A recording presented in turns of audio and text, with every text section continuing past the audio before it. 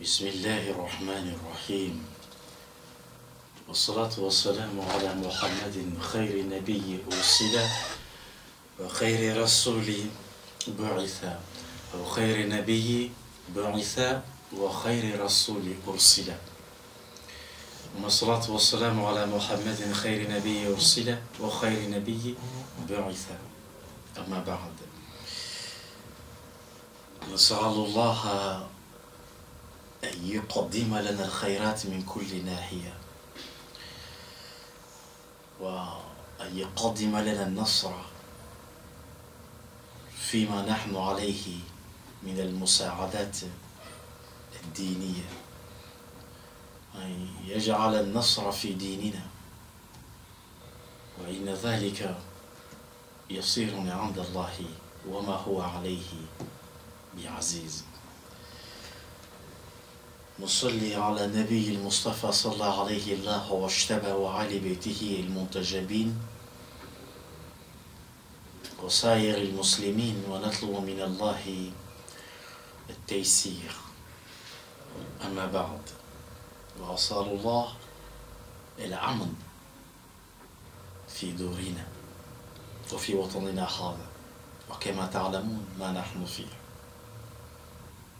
فبعد. Aujourd'hui, nous avons voulu aborder avec vous et porter cela à votre connaissance, un sujet qui continue et qui, à notre point de vue, demeure très vital pour l'homme musulman, mais pour quelqu'un de curieux d'apprendre l'historique de l'islam, mais aussi l'historique même de deux descendances venant de quelqu'un qui, depuis la Genèse de la Bible, comme aussi le Coran qui, selon bon nombre d'entre nous, qui considèrent le Coran comme le parachèvement du message divin, le parachèvement est donc le troisième testament. Vous observez que le mot testament apparaît dans notre théologie depuis un certain moment, à partir du concile de Nicée. Nous avons voulu parler cela de l'Ancien Testament et le Nouveau Testament, sauf qu'il n'y a pas unanimité sur le mot Ancien et Nouveau Testament. Parlant de Nouveau et l'Ancien Testament, nous arrivons à parler forcément du Troisième Testament, qui est le Coran comme continuité.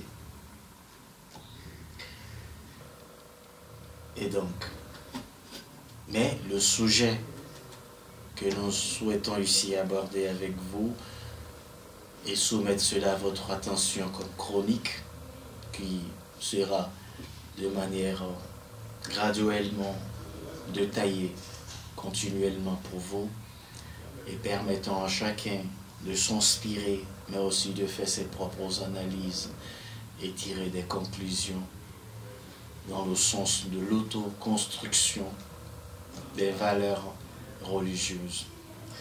Vous verrez que la religion ainsi appelée musulmane et chrétienne et judaïsme.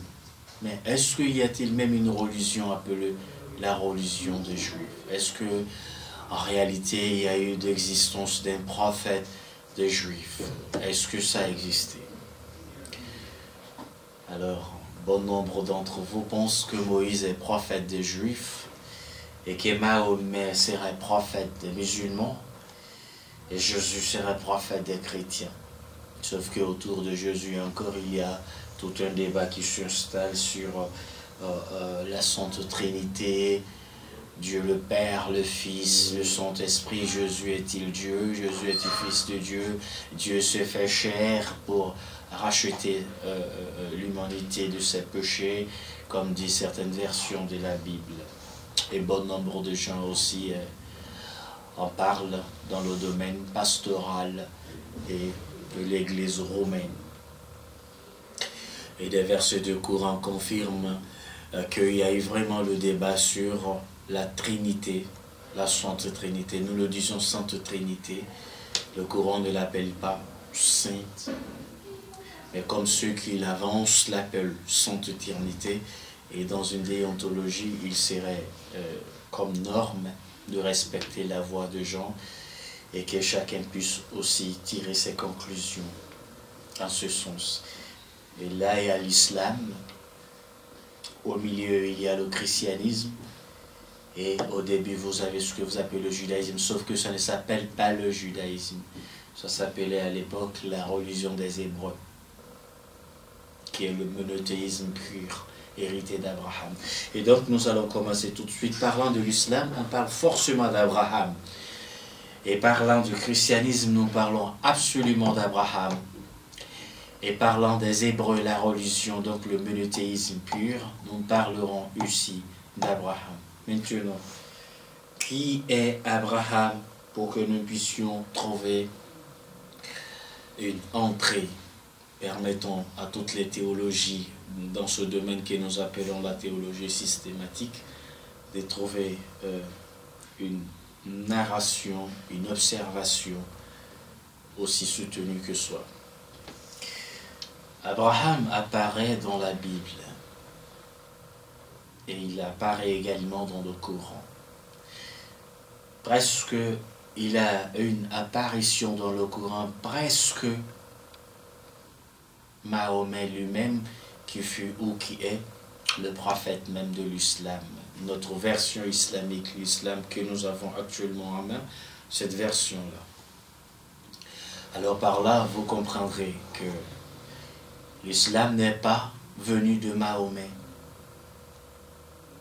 Et l'islam est hérité. Mahomet l'hérite, cette fois-ci d'Abraham. La question va revenir sur la personne d'Abraham. Est-ce que Abraham lui-même, qui était au début Abram, devenu Abraham dans la Bible, dans Genèse. Abraham, lorsqu'il est appelé Abraham, ou il fut appelé Abraham, il avait 70 ans. C'est l'heure de la troisième alliance. Maintenant, le sujet, il a existé, oui. Oui, il y a eu des personnages historiques qui ont existé dans la Bible comme dans le Coran. Maintenant, qui est Abraham? Où il est né? De quelle famille? De quelle ethnie? Le Coran parle de père d'Abraham. Il n'y a pas unanimité chez les musulmans sur le nom apparu dans le Coran comme père d'Abraham. Le Coran dit وَإِذْ قَالَ لِأَبِيهِ آزَرَ. L'expression Azara apparaît, qui d'ailleurs n'est pas d'origine arabe, qui est d'origine hébraïque, donc hébreu. Et d'un bon nombre de savants, certains disent que Azara serait le père, je dis bien serait au conditionnel, serait le père de Abraham. Mais le texte intégral scripturel dit Abraham dit à son père Azar. Est-ce que Azar est la fonction qu'exerçait le père d'Abraham, ou Azar est le nom même du père d'Abraham? Mais le Coran quand même dit son père, Azar. Est-ce que Azar serait un qualificatif ou Azar serait le nom même de la personne? Ça, il y a le débat là-dessus. Tous les grands théologiens, donc les précédents et actuels de notre génération, notre contemporain, tous en débattre. Sauf que le débat ici devrait de se maintenir dans l'équilibre et dans le respect de chacun. Ça, c'est le père d'Abraham. Abraham, il est né en une ville appelée Our, selon la Bible, et qui ne figure pas dans le Coran. Le Coran parle seulement d'Abraham et non pas le lieu où il serait né, absolument. Mais le Coran arrive à aborder la géographie, donc la superficie en quel se trouvait le lieu de naissance d'Abraham sans pour autant aller précisément comme la Bible l'était. La Bible cite Our, U-R, qui est situé à actuel près de Bagdad, donc Irak, et le Coran va parler de Babil dans le chapitre 2, verset 102.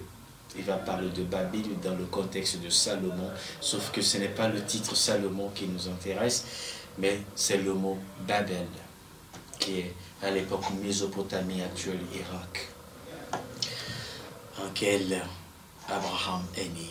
Précisément donc à Our. La Bible a été encore plus explicite que le Coran sur ce point-là. Il est né d'une famille, selon la Bible, qui serait idolâtrie, ou la famille idolâtre, le contraire de monothéiste. Et lui-même serait choisi, selon la Bible, comme la version cette fois-ci d'enseigner le monothéisme, le Dieu pur, l'adoration absolue vouée à Dieu, l'unique Dieu, et ce qui est appelé dans l'ancienne Bible, la Bible ancienne, version hébraïque et non interprétée d'abord. Cette vieille Bible-là parlait de Dieu le Créateur. Donc, Dieu le Créateur, Elohim. Ici, ce n'est pas Jéhovah qu'on parle, on parle de Elohim. Et donc, Yahvé. D'où vient Elohim? D'où va venir Eloah? Eloah, d'où vient l'étymologie de mot Allah en arabe chez les musulmans. La version arabe du mot Eloah, c'est Allah.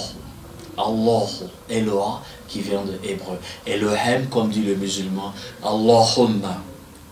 Allahumma, composé de deux expressions, ce que vous appelez en arabe mushtaq.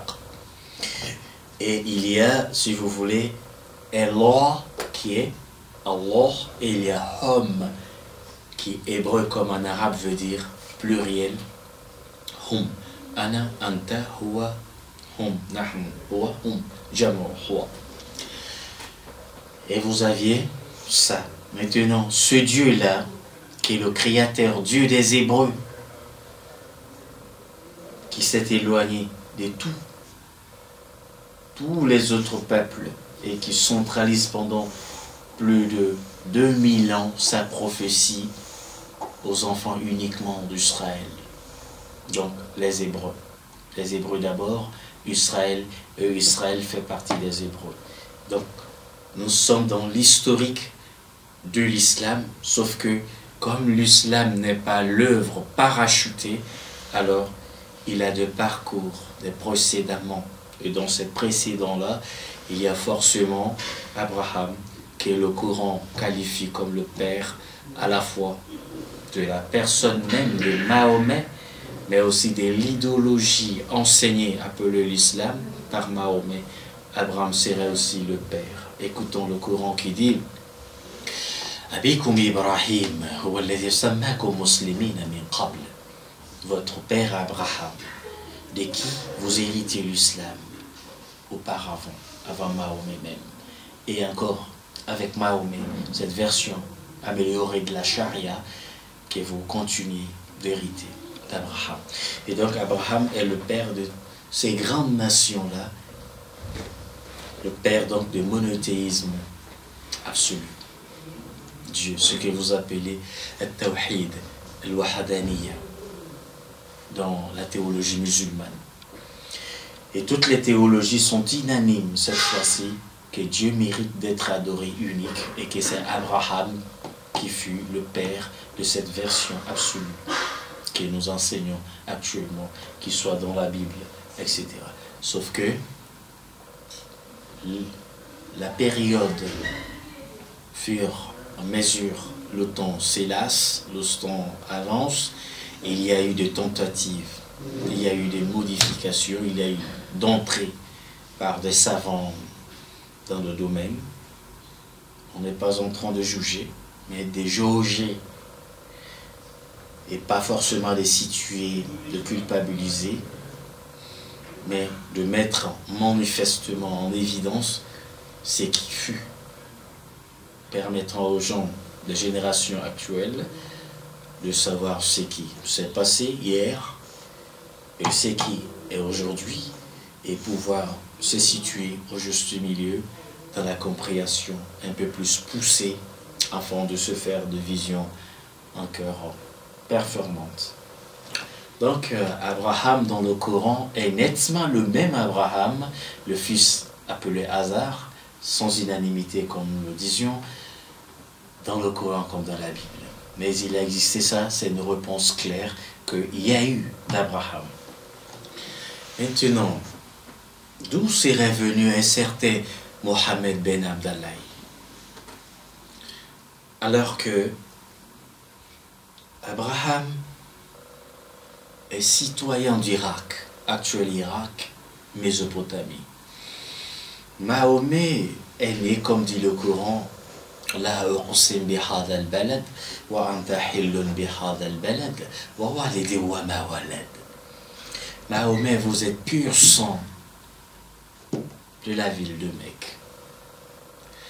Et alors, où se trouve cette fois-ci la jonction, le passage qui permet à un historique ou à un historien d'affirmer que Mahomet serait venu d'Abraham, alors que géographiquement il y a vraiment de distance. Et dans cette étude historique, il y a l'Arabie qui commence de la région de Hijaz, actuelle Mecque, Médine, de la mer Rouge, qui continue jusqu'en Syrie, et Bilad el-Cham s'appelle Arabie, alors que l'origine même de l'homme arabe serait venue de Yémen. Donc, matrice d'arabe, c'est Yémen, notamment Sanaa actuelle et Eden, dont nous parlons couramment, Sanaa. Mahomet est venu d'Abraham. Cela apparaît un peu plus difficile à prouver, mais très facile aussi à prouver. Abraham, la Bible dit, que Dieu dit dans Genèse, à partir de Genèse 22, dit à Abraham, va-t'en, va.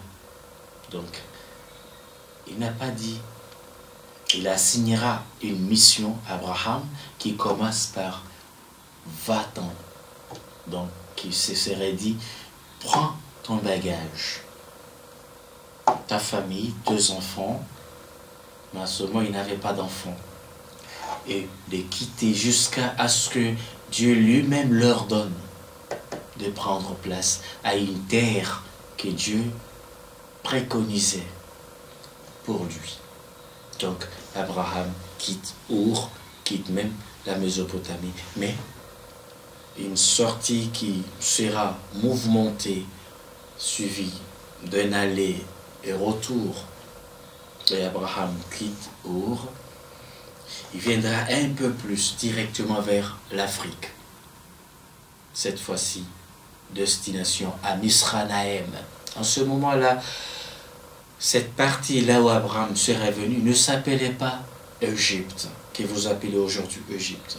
Cela arrivait juste des Grecs qui a changé le nom, qui a amené l'expression Égypte, qui veut dire brigand, des gens de force, qui peut prendre d'autres sens, mais étymologiquement des mots Égypte fait recours à des gens de résistance, mais les originaires d'Égypte, c'est forcément aujourd'hui établir que ce sont nous, les gens, les habitants de Nubie, actuelle Libye, jusqu'au Maroc et vers Ghana actuel, passant par le Mali et vers Nil, en Angola, les parents bantous, etc. Ce sont eux les purs Égyptiens de l'époque. Sauf qu'il y a eu l'évasion. Un temps va venir où on va entrer dans ce sujet-là. Qui sont les vrais enfants d'Abraham dont parle la Bible? Les Kenyans, les Zimbabwe, etc. Mais le sujet n'est pas en ce moment-là, là-bas. Abraham va venir en Égypte, actuelle Égypte, à l'époque Misranaïm. Entra à Misranaïm. Mais qu'est-ce qu'il va venir faire là-bas? Il va venir faire quoi? C'est qu'Abraham est venu, il a étudié dans une université qui s'appelle l'université de Ain Shams. Voilà la première fois que vous apprenez aujourd'hui qu'Abraham est venu en Égypte. Cela n'est pas nouveau, mais ce qu'il est venu faire, qu'est-ce qu'il a amené à l'Égypte? Abraham est venu pour étudier dans une université égyptienne qui s'appelle et qui est située à Ain Shams. Retenons le nom Ain Shams, où étudiaient à l'époque les Sabiyines, dit le Coran, ou Sabiyines. Et les Sabiyines dont parle le Coran, c'est nous qui pratiquons la religion de ce que vous appelez, de celui l'ancien prophète appelé Enoch, qui est appelé par le Coran Idriss, la version arabe. Alors, et c'est cette étude que vous appelez dans les grandes universités actuelles les hiéroglyphes, dont vous voyez les anciens écrits d'Égypte et dont quelqu'un en fait comme ça, et comme ça veut dire, dans l'ancienne langue copte que nous avions, veut dire Dieu est seul et unique. Alors, les Sabiyines dont parle le Coran, nous, nos ancêtres les Noirs, étaient de Sabiyines, adoraient Dieu. Donc ça veut dire que les premières natures même égyptiens étaient des religieux. Voilà ce qui est bouleversant et ce qui est révélant ou révélateur. Cette fois-ci, c'est encore plus poussé de dire que le Sabiyine dans le Coran, ce sont nous, les habitants de Assouan, de Goshem, de Thèbes, etc. Et cela fut avant Abraham. Et Abraham arrive en Égypte, actuelle Égypte, il va étudier dans cette université de Ain Shams. Notons bien, parce qu'il est rare d'observer la profondeur, de trouver quelqu'un qui s'aventure, qui alla en profondeur, de dire qu'un prophète, si volumineux comme Abraham, arrive dans un pays où étudier quoi? Et qu'il suffit d'enseigner un prophète. Tout cela pouvait venir comme de débats. Sauf que tous les prophètes qui sont venus en Égypte ont étudié. Portant cela aux connaissances des chrétiens, les 18 premières années de Jésus, nous devons être capables de mettre cela en évidence. Qu'est-ce qu'il est venu faire en Égypte? Il a suivi la trace d'Abraham, son père. Bien vrai que vous direz que l'archange apparaît en rêve à Joseph, de demander à Joseph de faire sortir l'enfant Jésus, Emmanuel, qui signifie Dieu est avec nous. Et Emmanuel et sa mère qui est Marie elle-même est homonyme de la sœur de Moïse. Et ce qui est bouleversant encore, c'est que Moïse n'est pas juif. Et Jésus n'est pas juif. Et comme dit actuellement la plupart des versions de Bible, Jésus est juif comme Matthieu. Matthieu aussi est juif, comme dit les textes. Un des disciples de Jésus. Tout cela sont des fenêtres de débat que nous ouvrîmes pour que les uns des autres puissent encore davantage approfondir les regards à ça. Attention, le sujet, c'est l'historique de l'islam. Sauf qu'on n'est pas pressé, on donne des éléments, des ingrédients à des gens de parvenir à se faire à eux-mêmes de dossiers. Et qu'il n'y a pas de l'islam sans Abraham.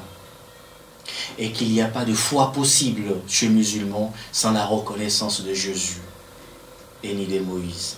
Et donc c'est forcément transcendantal qu'on en parle des deux. Le Coran, nullement dans le Coran, manifestement dans les textes clairs, vous n'observerez pas l'arrivée d'Abraham en Égypte. Et cependant, la Bible, qui dans sa rédaction originaire, alors encore est témoignage, est écrit. Et donc, des gens ont témoigné et cela est confirmé. Parce que le Coran parle de Sabiyine dans le même dossier de la foi d'Abraham. Ça veut dire que la Bible et le Coran, sur ces jonctions-là, sont ensemble. C'est suivre. Il y a là où les compréhensions se quittent, se séparent. Mais attention, nous ne sommes pas arrivés là-bas d'abord. Quant à Abraham, il y a presque unanimité sur il a existé, oui. Il est le père de la foi, le chrétien, la foi hébraïque, donc la foi révélée aux enfants, aux Hébreux d'Égypte. Vous observerez ici que le Mufti s'abstient de trop prononcer le mot juif, sauf que il y a eu beaucoup d'amalgames entre parenthèses parlant de judéité. La version parlant de juif comme religion est contemporain. Ça n'a jamais été, même dans la Bible, en profondeur, quand nous observons, nous parviendrons à obtenir que le judaïsme n'est pas une religion révélée. Juif vient de Juda et des enfants d'Israël. Donc, Israël et Jacob. Jacob, enfant, ou donc fils, deuxième fils de Isaac et de Rebecca. Il y a son aîné, il y a Jacob. C'est Jacob qui fut appelé Israël au moment où il quittait sa zone de naissance, sa zone natale, pour joindre son oncle araméen à Laban. Et là, il fut appelé dans le désert, oh Israël. Elle veut dire Dieu. Dans toutes les grandes langues, araméen, arabe, hébreu, elle veut dire Dieu. Vous entendez, on parle de Gabriel, qui veut dire force de Dieu, puissance de Dieu. Et vous entendez Ismaël, qui veut dire Dieu a entendu, il a exaucé ma prière. Vous entendez Daniel, qui veut dire que Dieu me juge. Et vous entendez Nathanaël, etc. À chaque fois que nous entendons le mot elle, alors, et quand même que les musulmans appellent la maison de Jérusalem, la grande mosquée de Jérusalem, Beit el-Maqdis, ils doivent comprendre là que ce n'est pas son nom, ce n'est que qualificatif. Son nom, c'est Beit el. Et le mot Beit est d'origine hébreu qui apparaît dans le Coran environ 7 fois. Vous le lisez, adorez donc Seigneur de cette maison, il Beit. Vous le lisez, Jésus est né à Bethléem. L'expression Beit apparaît. Donc, Beit Sheva, qui arrive dans la Bible environ 36 fois, et dans le Coran. Le sujet n'est pas là-bas. Le sujet est sur Abraham, le père commun. Et Judas, qui est l'un des enfants d'Israël, donc de Jacob, aura pour descendants qui seront dans notre contemporain récemment appelés Juifs. Ils ont pour terre la terre de Judée. Et ils ont pour fonction assignée la politique d'Israël. Ils ne sont pas les religieux d'Israël. Les religieux d'Israël sont des Lévis dans la Bible, le sacrificateur, qui sont eux-mêmes, Lévi lui-même, un des frères de Judas. Les 12 sont venus de 4 femmes, Rachel, Léa, Zalpa et une autre. C'est pour juste tenter de mettre en évidence que si nous ne disons pas la religion juive, Alors, voilà les motifs. Moïse n'a jamais été juif. Et bon nombre même des musulmans considèrent Moïse comme prophète des juifs. Le temps viendra où peut-être nous aurons des mécanismes, c'est-à-dire de temps propre, encore d'approfondir ce que vous appelez en français azurfer le domaine, pour tenter de mettre en évidence que Moïse n'a jamais été prophète des Juifs. Il a été prophète d'Israël. Tout le Coran confirme. Et tous les anciens textes de la Bible prouvent que Moïse était prophète envoyé aux enfants d'Israël dans leur totalité. Les 12 tribus d'Israël, ce que le Coran appelle l'Asbart. Alors que Juda, qui signifie Mohammed en arabe, oui, Juda veut dire glorieux, celui qui mérite le respect. Et Mohammed veut dire ce qui mérite le respect. Sauf qu'il y a la différence des langues, l'autre en arabe, l'autre en hébreu, et qu'il y a d'interférences que vous appelez en philosophie d'interférence, ce que les langues متداخلات كما تقولون في اللغة العربية لا حاجات. Voilà comment juif est là. Donc, les interprétations du Coran que vous lisez souvent, ce Coran qui est la frappe que la majorité des musulmans lisent, dedans on confirme que s'agissant de 3 grandes religions. Donc, de là, il dit dans cette interprétation que Moïse est prophète des Juifs. C'est une erreur. Ce n'est pas grand, ni gros, ni provocateur de le dire, sauf qu'on veut mettre en évidence pour vous quelque chose qui vous permet de voir encore en profondeur la réalité des choses. Donc, Moïse est prophète, le Coran est d'accord, la Bible confirme. Mais envoyé à qui? Et uniquement à qui? Uniquement aux enfants d'Israël. Et même Jésus, uniquement aux enfants d'Israël, fut envoyé. Et c'est pourquoi Saul de Tars, qui est devenu Saint Paul, quelqu'un d'ailleurs, Saint Paul qui a révolutionné notre théologie contemporaine, était intellectuel, un homme riche qui d'abord fut un grand persécuteur des chrétiens. Et c'est avec lui que le mot chrétien va rentrer dans notre histoire. Mais on va arriver là aussi, comme on a dit, ça va se déferler petit à petit. Saul de Tarse devient Paul. Ça, c'est à part. Au début, on ne parlait pas de chrétiens. Alors, Jésus, comme c'est le nom propre qui est interprété, alors qu'on ne devrait pas interpréter le nom propre, ce sont les Romains qui l'ont fait lorsqu'ils ont administré Jérusalem. Et vous constatez qu'en hébreu, nous n'avons pas de lettre J. Nous avons Yod, qui, sa valeur spirituelle fait chiffre 10. Si nous étions en Kabbale, nous aurons un temps encore d'aborder cela. Nous l'appelons Yod. Et que l'alphabet arabe l'appelle Ya, حرف يا. وهي حرف الأخيرة في أحرف الهجائية عند المسلمين أو عند المتكلمين العربية. Chez la narration arabe, Yod ou Yai est la lettre dernière. Alors, nous n'avons pas de J. C'est comme ça, les Romains ont tout changé.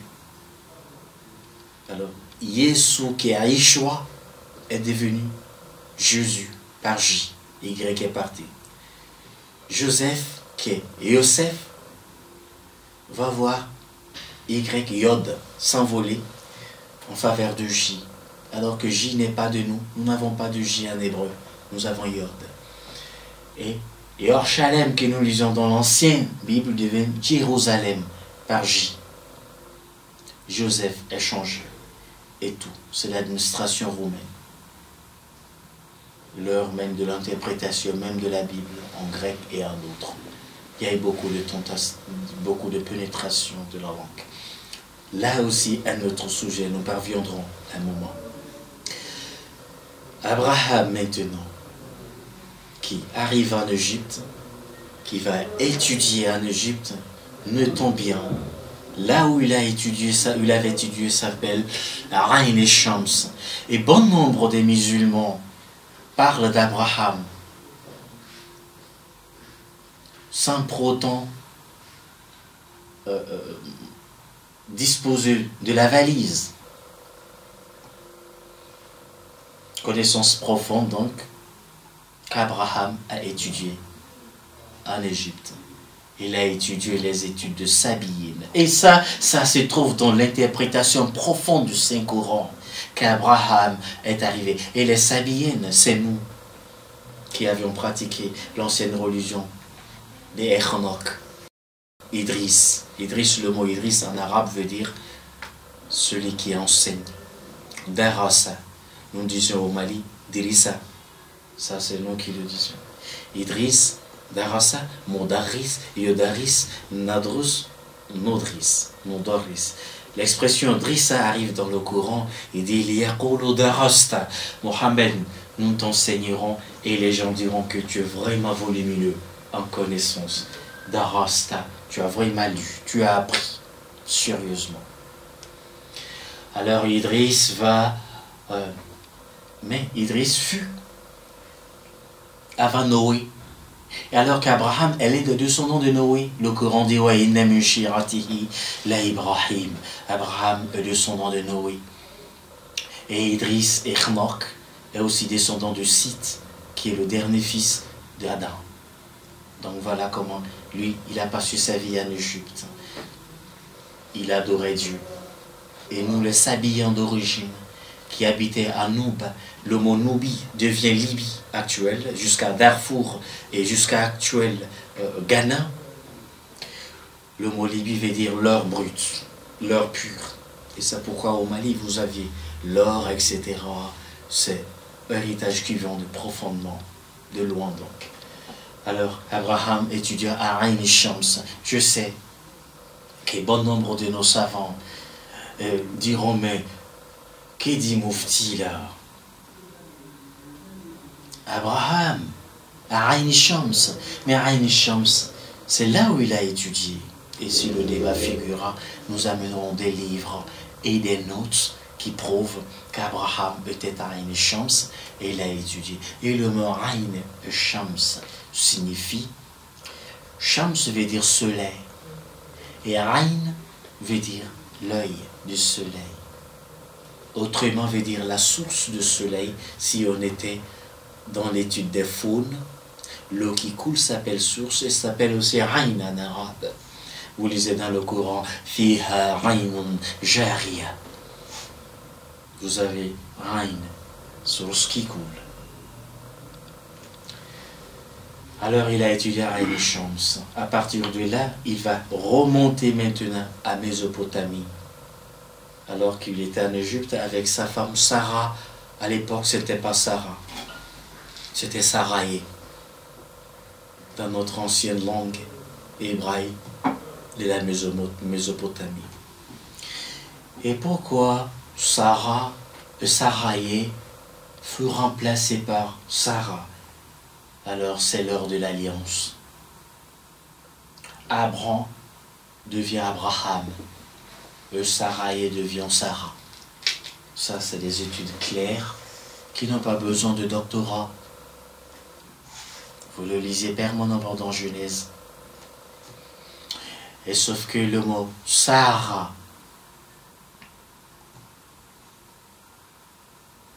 qui est d'origine hébreu, Saraï, Dieu par l'alliance va changer Saraï par Sarah. Alors Abraham passa du temps assez, pris même d'âge ou de l'âge, sans disposer d'enfants, avec cette épouse-là, Saraï, qui devient Sarah. Et donc, le départ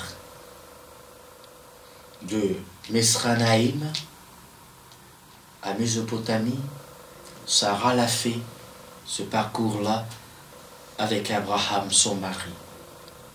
Mais attention, la période égyptienne ou la période Misranaïm d'Abraham et de Sarai, d'Abram et de Sarai, le mot Abraham n'était pas, c'était pas son nom d'abord, comme on l'a déjà dit. Alors il arriva en Égypte, il y avait un pharaon. Alors le mot pharaon veut dire le représentant de Dieu soleil sur terre. Il règne, il a tout le pouvoir.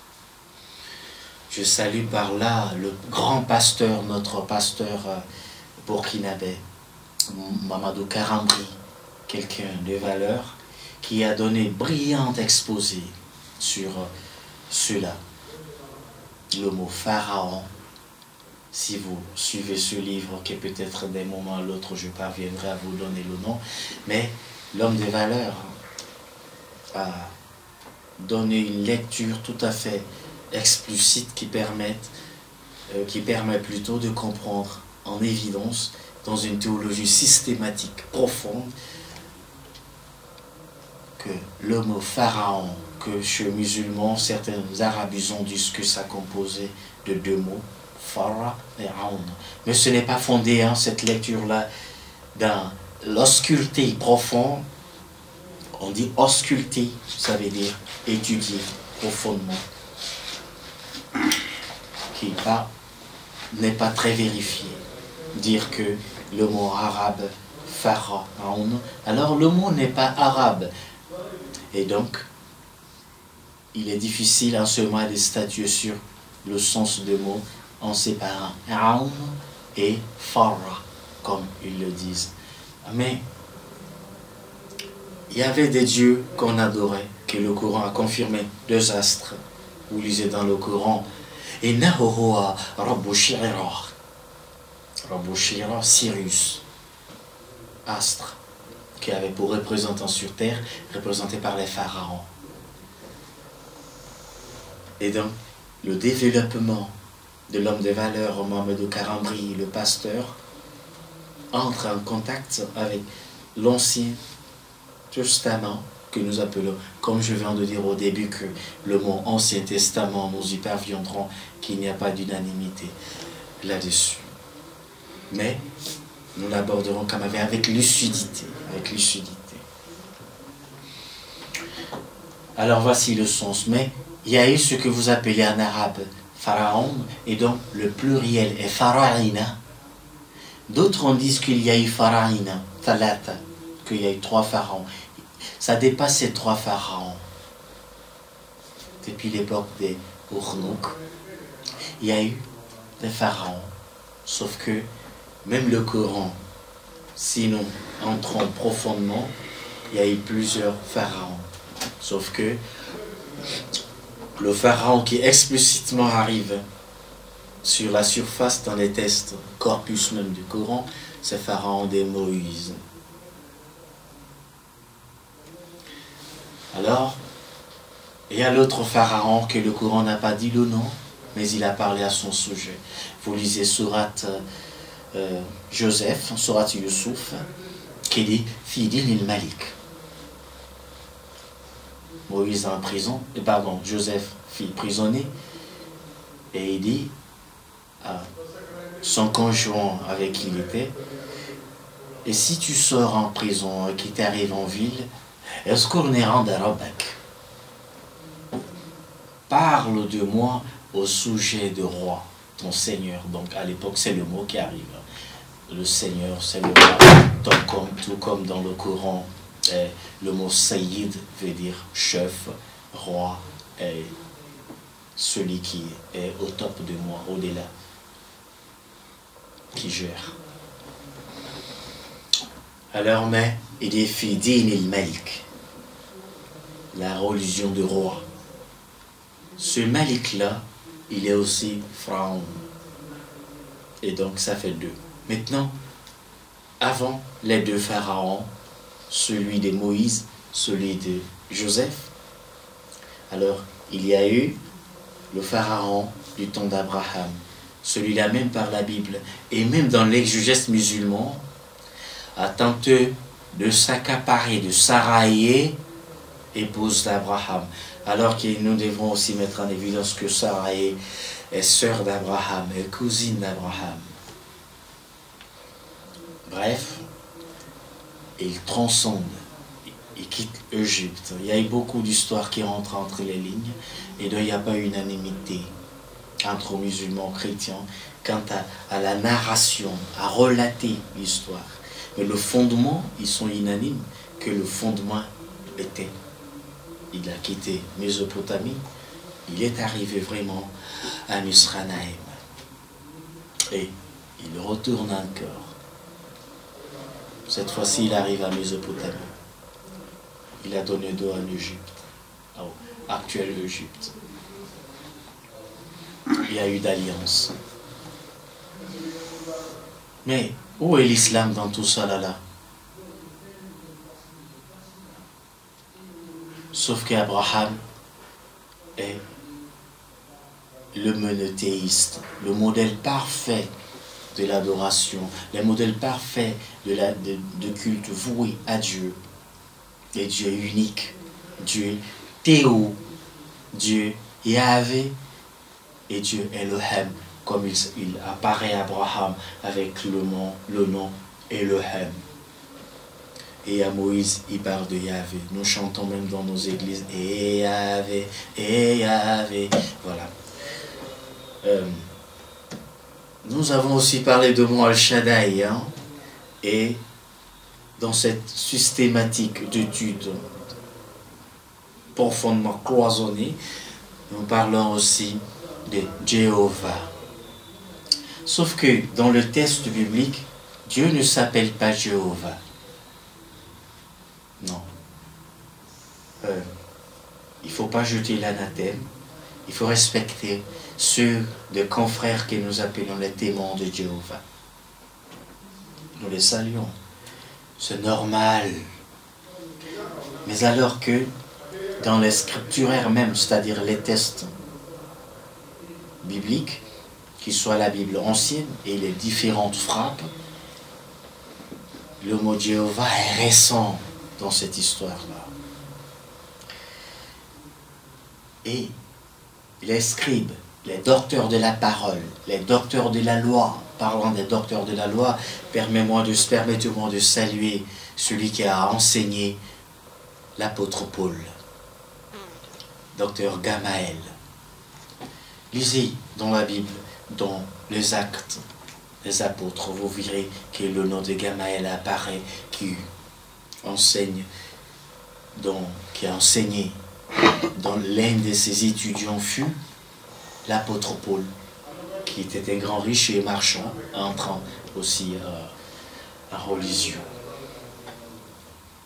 Ce sont ces savants-là qui ont travaillé, vu la pureté qu'incarne le mot, vu la sainteté qu'impose le monde.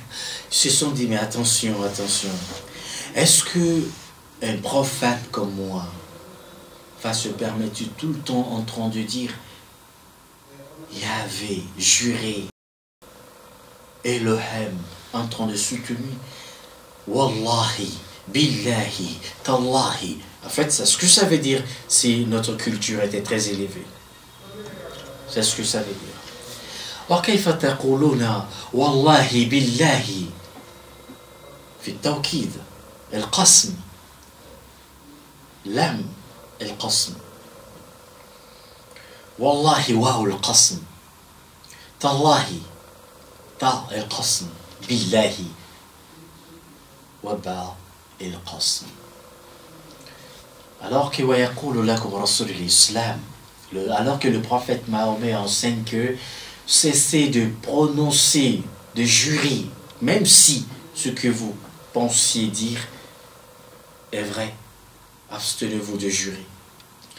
Nous essayons ici de mettre en évidence que les premiers théologiens, il y a forcément des points communs, qui soient ceux qui ont travaillé sur ce que le Coran appelait Rabbaniyun, que nous appelons les rabbins, et les exégètes musulmans qui ont travaillé, souvent peut-être profondément et minutieusement dans le texte. Donc ce sont ceux-là qui ont trouvé le mot Jéhovah comme qualificatif pour le profane. D'où vient Jéhovah? Vous le chantez, hein? Jéhovah, tu es élevé. Jéhovah, tu es élevé. Et vous avez des amis témoins de Jéhovah.